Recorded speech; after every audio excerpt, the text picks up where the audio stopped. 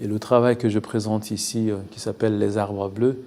est plus une métaphore pour dire que l'indigo est d'origine végétale et pas minérale, comme on a très souvent pensé, parce que ça venait en Europe avant sous forme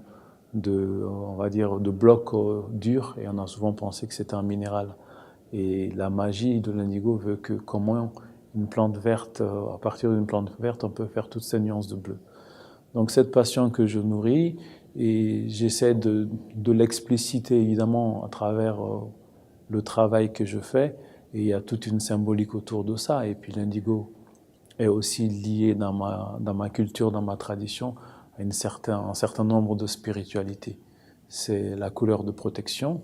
on dit que c'est la couleur du ciel, c'est aussi lié un peu au divin, et c'est quelque chose qui est présent dans la vie de la naissance à la mort, comme par exemple un nouveau-né, quand on le reçoit dans un tissu teint à l'indigo, parce que c'est pour lui souhaiter la bienvenue dans le monde dans lequel il arrive.